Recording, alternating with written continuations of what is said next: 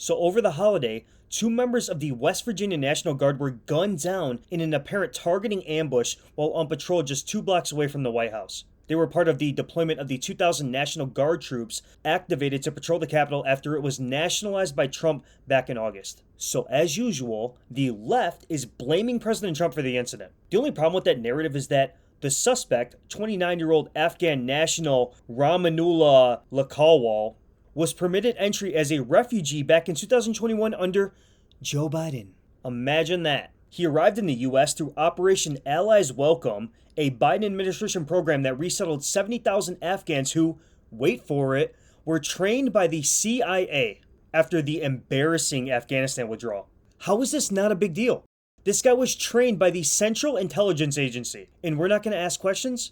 What's the likelihood that this guy was some kind of MK Ultra subject? Vegas money's on yes.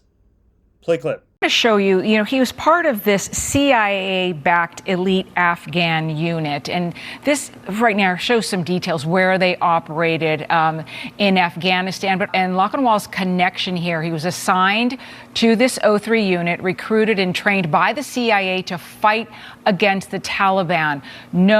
This group, also, Rebecca, known for their brutality and called death squads.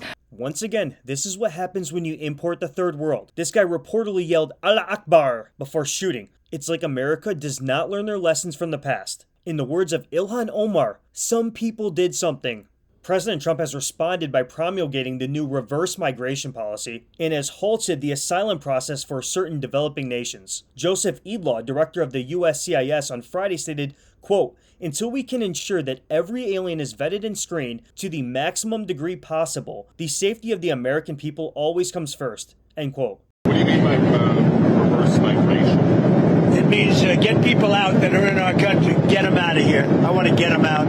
We got a lot of people in our country that shouldn't be here, and they came in through Biden, and he was the worst president in the history of our country. But the single biggest thing he did was allow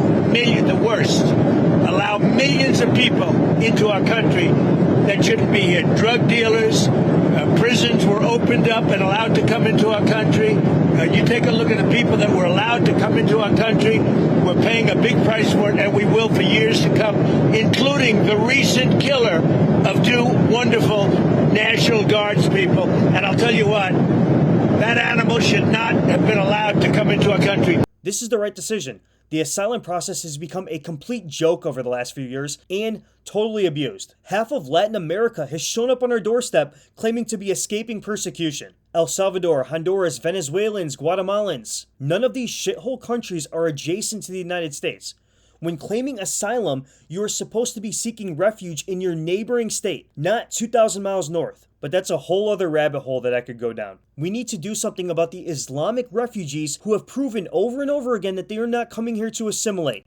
They are coming to dominate. We need a better vetting process to limit the number of people admitted entry into America from Islamic nations who want to kill us. If you enjoyed that clip, please hit the subscribe button. Thanks.